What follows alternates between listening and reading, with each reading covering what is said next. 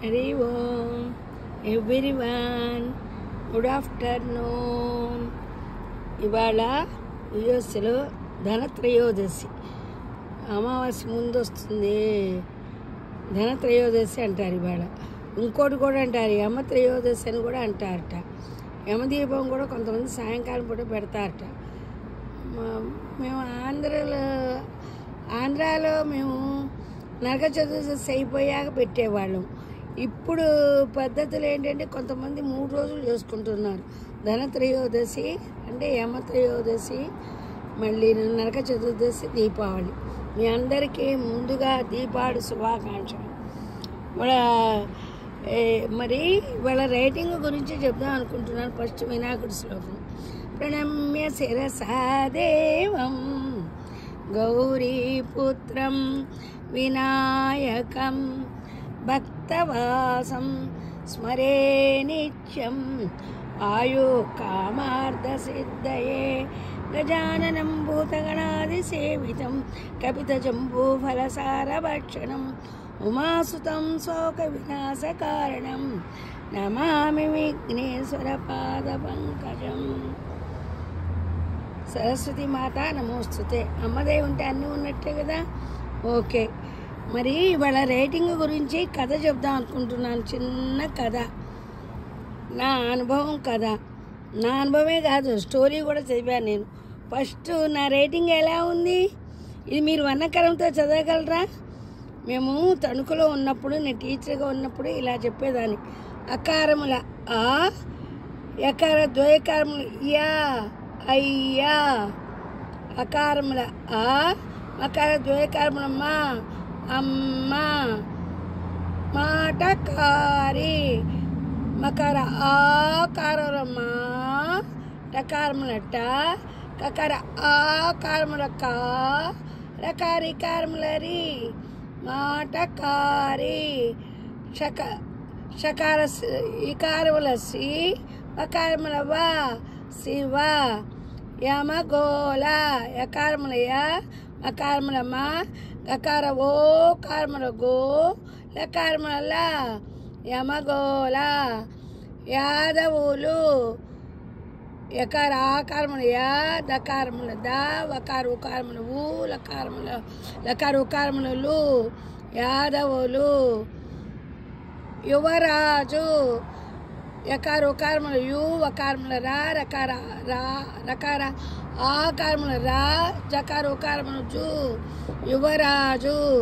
యముడు, యకారముల యా, మకార ఉకారముల ము, డకార ఉకారముల డు, యముడు. యమధర్మరాజు కదా, తెలుసు కదా. యమద్రిలో అదేదో ఊరుంది తణుకు దగ్గర, అక్కడ యముడు పరిపాలించాట. అది ఈశ్వరుడు, ఈ కారముల ఈ, స్వకార సకార వకారముల స్వ, రకార ఉకారముల రు, రకార ఉకారముల డు, ఈశ్వరుడు. నారాయణుడు, నకార ఆకారముల నా, రకారముల రా, యకారముల యా, నకార ఉకారముల ను, డకారముల డు, నారాయణుడు. హౌ ఈజ్ మై రేటింగ్ ఎలా ఉంది? మీకు రేటింగ్ కట్ చెప్తా అన్నాను కదా. ఒక అబ్బాయి ఉన్నాడు. ఓ టీచర్ అబ్బాయికి ఎంత చెప్పినా అబ్బాయికి సరిగా చదివేవాడు కాదు. కానీ రైటింగ్ చాలా చాలా చాలా బాగా ఉండేది. ఇది నా సొంత కథ కాదు, ఏదో దాంట్లో చదివాను. అయితే అబ్బాయి కొంచెం డల్గా ఉండేవాడు. నాకు ఎంత చదివినా మార్కులు రావటం లేదు అని. ఓసారి ఇదివరకు పూర్వకాలంలో గురు శిష్యుల సంబంధం ఎలా ఉండేది? సొంత తండ్రిలాగా, సొంత కొడుకులాగా ఉండేవారు గురు శిష్యులు. ఆ అనుబంధంతో గురు శిష్యుడి దగ్గరకు వచ్చి, ఎందుకు నువ్వు అలా ఉన్నావు, వాట్ ఈస్ యువర్ ప్రాబ్లం అని అడిగాడు.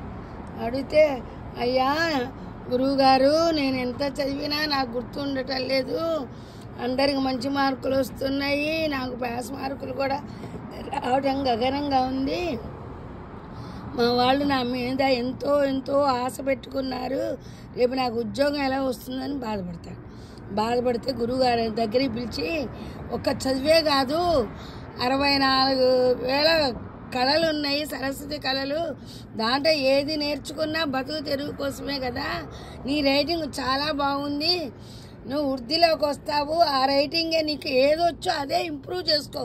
భవిష్యత్తులో నువ్వు బాగా మంచి వృద్ధిలోకి వస్తావు, మీ పేరెంట్స్ కూడా ఆనందపడతారని చెబుతే గురువు గారు చెప్పారు, గురువు మాటే నాకు వేదం అని చెప్పి అతను రైటింగ్ బాగా ఇంప్రూవ్ చేసుకుంటాను. సరే, అప్పుడు ఏమవుతుంది, మళ్ళాగా ఫోన్లు లేవు, అదేంటి టైప్ చేయడానికి లేవు. మనమైతే అది రికార్డు చేసుకుంటాము. మనకు ఒకటి రాసామనుకో, ఇప్పుడు ఇవే మాటలు ఉన్నాయనుకో, ఇవే మనం వెళ్ళి ఫోటో షాట్ తీసుకుంటాం. అప్పుడు అవేమీ లేవు కదా, రాయాలి. ఎన్ని పేజీలు రాయగలరు? అప్పుడు రాజుగారు,